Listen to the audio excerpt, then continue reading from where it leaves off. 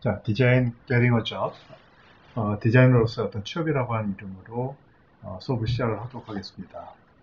자, 디자인 학부에, 우리 상명대학교 디자인 학부에 들어와서 사실은 아직은 어떤 취업이라고 하는 부분이 와닿지는 않을 것 같아요.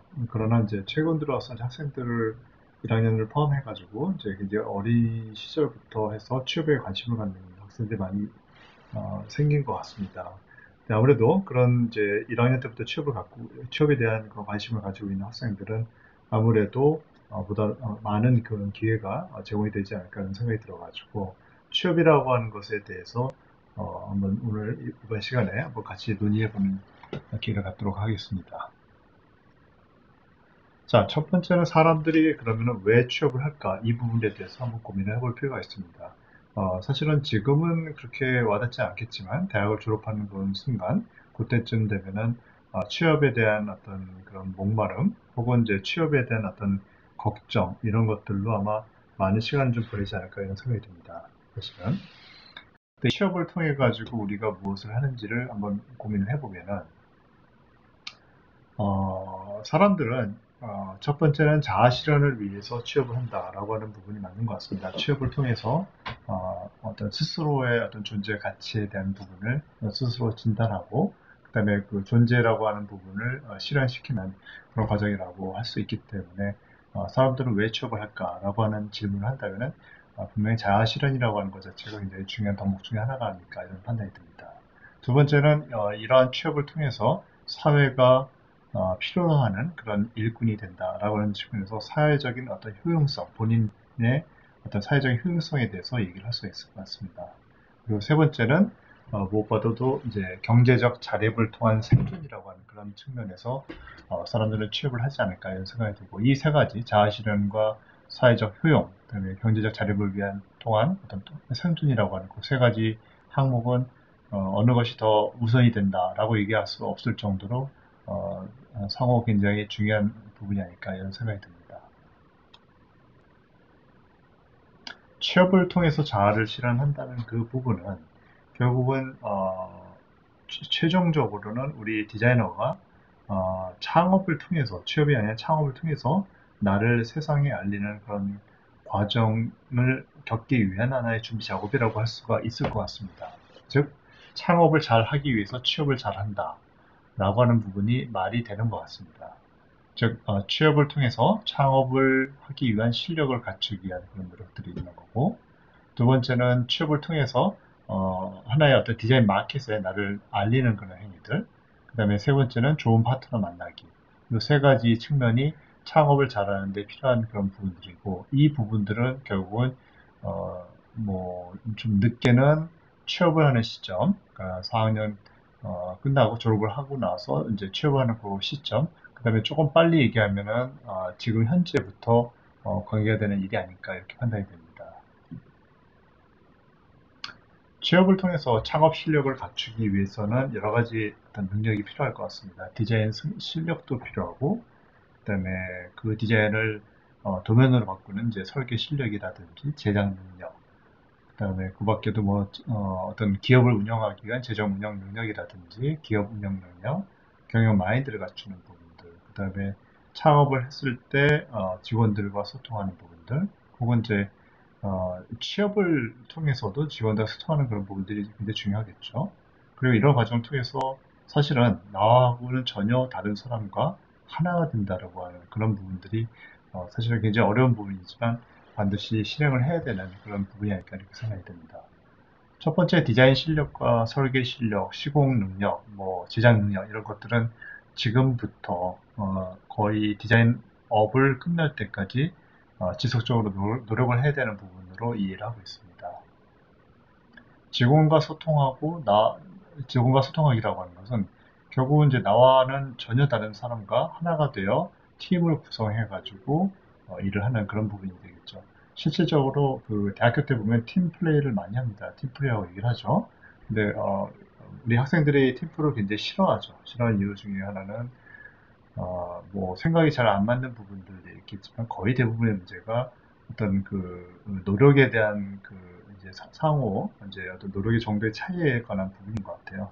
뭐 나를 중심으로 보통 세상을 이제 바라보기 때문에 나만 일을 하는 거 아닌가, 뭐 이런 부분들. 그다음에 팀원이 왜 이렇게 일을 안 하지? 뭐 이런 부분들인 것 같아요. 그래서 이런 부분들에 대해서 많은 또 상처를 입기도 하고, 또 상처를 주는 경우도 있고, 뭐 그런 것 같습니다. 세 번째는, 재정 능력이라든지, 재정 운영 능력, 기업 운영 능력, 그다음에 경영 마인드 갖추는 거, 이런 것들은 사실은 그 회사를 들어갔을 때, 비로소 보이는 부분인 것 같아요. 그래서 내가 창업에 대한 욕심을 가지고 있다면 그 회사에 들어가서 디자인 실력을 갖추고 설계 능력을 갖추고 제작 능력을 높이는 거 이외에도 그 회사의 대표를 매우 잘 가까운 거리에서 관찰함으로써 그 사람이 회사를 운영하기 위해서 어떤 재정적인 노력을 하는지, 그런 재정 운영 능력에 있어서 어떤 점이 특이점이 있는지, 그 다음에 이 회사 대표는 회사를 경영하기 위해서 어떤 마인드를 가지고 있는지, 기업을 어떻게 운영하는지, 이런 실질적인 부분들을 눈여겨볼 필요가 있을 것 같습니다. 한번 생각해 볼게요. 우리가 생애 시작을 영문에서 시작했죠. 그 이후에 유치원, 뭐 초등학교, 중학교, 고등학교, 대학교, 그다음에 대학 졸업하고 나서 직장 생활을 한 다음에 창업을 해서 은퇴를 하고 생을 마감. 여러분들은 아마 120세 뭐 이렇게 산다고 얘기를 해요. 혹은 그 이유가 그 이상이 될 수도 있고, 뭐 안 죽는다는 얘기도 좀 있죠. 자, 어쨌든 간에 이러한 그 과정을 거친다라고 얘기를 했을 때 아주 어린 시절부터 클라이언트를 찾는 노력이 있는 B라는 그룹이 있고, 비로소 직장 생활을 끝내고 나서 창업을 하니까 그때부터 클라이언트라고 하는 것은 나한테 디자인 일을 맡기는 사람을 얘기를 하는 거거든요. 일단은 내가 디자인을 잘 하고 싶다든지 아니면 디자인을 통해서 나의 이름을 알리고 싶다든지 이런 것들은 결국 창업이라고 하는 과정을 거쳐야 되는데, 이 창업이라고 하는 것은 그냥 하는 것이 아니라 나한테 일을 주는 클라이언트가 있을 때 비로소 가능한 일이잖아요. 그런데 이러한 노력이라고 하는 것을 창업하는 그 시점부터 찾아서 하는 사람이 있고, 어떻게 보면 유치원 때부터 시작하는 사람들도 있는 것 같아요. 조금 우스울 수도 있는데 좀 뒤에 보면 내 말이 어떤 말인지 이해가 갈 것 같습니다. 즉, 유치원부터 은퇴 갈 때까지 어떤 사회 경험이라고 하는 것을 중심으로 해서 클라이언트를 찾아가는 노력을 어린 시절부터 자기도 모르는 사이에 부지불식간에 그런 노력을 하는 사람들로 구성된 B그룹이 있을 것 같습니다. 자, 이런 그룹이 있다면 당연히 A그룹과 B그룹을 비교를 한다면은 A그룹에 비해서는 당연히 이쪽 B그룹이 훨씬 더 성공할 가능성이 많겠죠. 왜냐? 클라이언트의 어떤 레인지가 훨씬 넓잖아요. 그렇죠? 그래서 이 B그룹이 A그룹보다는 성공할 가능성이 훨씬 높다라고 하는 굉장히 중요한 사실을 우리가 얻을 수가 있습니다.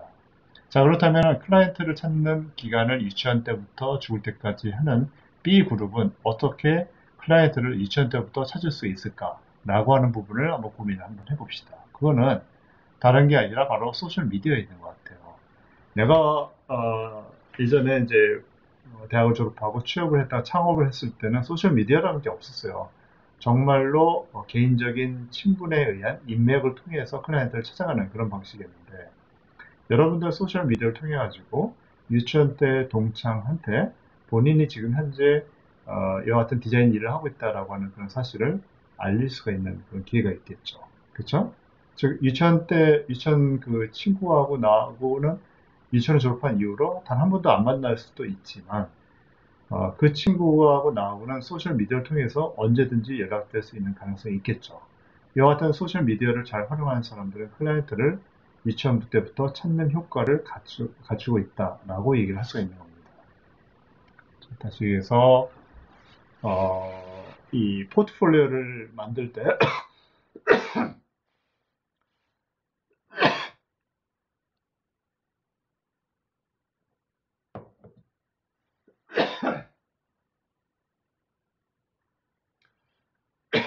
대학에서 하는 그런 작품, 포트폴리오, 그다음에 중간 과정들, 작업 과정 이런 것들을 포트폴리오에 올려놓은 사람도 있겠죠. 이 포트폴리오라고 하는 것은 그냥 우리가 생각하는 정의로 된 그런 포트폴리오에서 좀 벗어나서 이런 그 소셜 미디어를 적극적으로 활용하는 포트폴리오가 될 것 같아요. 그래서 내가 지금 대학에서 이제 1학년 때 어떤 여러 가지 디자인 작업을 하고 있고, 그다음에 2학년 때 전공을 찾아가지고 무슨 일을 하고 있다라고 얘기를 한다면은, 작업하고 있는 과정, 중간 과정, 그다음에 작업할 때 프레젠테이션을 하겠죠. 그 프레젠테이션 하는 모습을 친구한테 찍어달라고 해서 그것을 올리는 그런 과정들. 조금 창피할 수도 있으나 이런 것들이 결국은 어, 내가 유치원 때 이제 알고 지냈던 친구가 나의 클라이언트가 될 수 있는 그런 가능성이라고 하는 것을 열어놓는 그런 기회가 되지 않을까 이런 생각이 듭니다. 디자인에 대한 나의 생각, 그다음에 인턴 활동하는 부분들, 그다음에 공간 여행을 하는 것들, 그다음에 특정한 디자이너에 대한 나의 생각들, 그다음에 뭐 공모전을 수상한다든지 여러 가지 어떤 디자인 관련된 여러분들 활동이라고 하는 것이 있을 겁니다. 이런 것들을 적절히 잘 소셜 미디어에다 넣는 사람들은 아무래도 조금 더 가능성이 있다라고 얘기할 수 있습니다. 공익대학교 고영준이라는 친구가 있는데 이거 유튜브에서 한번 쳐보세요. 그러면 이제 포트폴리오를 잘 만든 그런 친구라고 하는 것을 우리가 알 수가 있습니다. 세 번째는 좋은 파트너 만나는 거. 어차피 사업을 하든 일을 같이 할 수밖에 없습니다. 좋은 파트너를 만든다는 것은 잘 맞는 사람을 만나는 것처럼 보입니다. 자, 이 잘 맞는 사람, 나하고 잘 맞는 사람이라고 하는 건 뭘까요? 결국은 나하고 동일한 생각을 갖는 사람은 아닐 거예요. 나하고 잘 맞는다면, 나랑 똑같은 생각을 갖는다면 나를 평가해 줄 어떤 기회가 없는 거죠. 다시 얘기해서 나의 단점을 항상 보완해 줄 수 있는 사람이 나랑 잘 맞는 사람이고, 내 경험과는 전혀 다른 경험을 한 사람이 아무래도 그 사람과의 협력을 통해서 보다 폭넓은 어떤 그런 그 디자인을 우리가 구사할 수 있기 때문에 훨씬 더 가치가 있다라고 얘기할 수 있습니다. 가장 안 좋은 거는 친한 친구 같아요. 친한 친구가 좋은 파트너가 될 가능성은 사실은 없습니다. 난 그렇게 생각합니다. 친한 친구는 친하기 때문에 나의 어떤 그런 심정 변화를 잘 읽고 그다음에 나를 사랑해주는 친구이기 때문에 나한테 조금 상처가 될 만한 일들은 하지 않고 얘기를도 안 하는 거겠죠. 즉 나의 생각이라고 하는 것을 객관적으로 정확하게 판단해 줄 수 있는 사람이 결국은 좋은 파트너가 될 가능성이 높습니다. 자, 우리 학교에서 이렇게 디자인 일을 하다 보면은 교수님으로부터 혹은 이제 친구로부터 같은 과 선배, 뭐 동료로부터 혹은 후배로부터 상처를 받는 경우가 있죠. 근데 이런 상처는 사실은 별거 아닙니다. 실질적으로 직장에 가서는 굉장히 많은 상처라고 하는 것을 받을 수밖에 없겠죠. 왜냐? 나하고 전혀 다른 생각을 가진 사람들하고 같이 일을 하기 때문에. 근데 중요한 것은 이러한 상처라고 하는 것은 계속 상처가 있는 것이 아니라 시간이 지나면 딱지가 되는 것이고 이 딱지가 반복이 됨으로써 즉 상처가 났다, 딱지가 됐다, 상처가 났다, 딱지가 났다 이런 과정을 거치면서 결국 굳은 살로 변하게 되는 겁니다. 이 세상에 굳은 살만큼 강력한 힘을 가진 것은 없다라고 판단이 됩니다.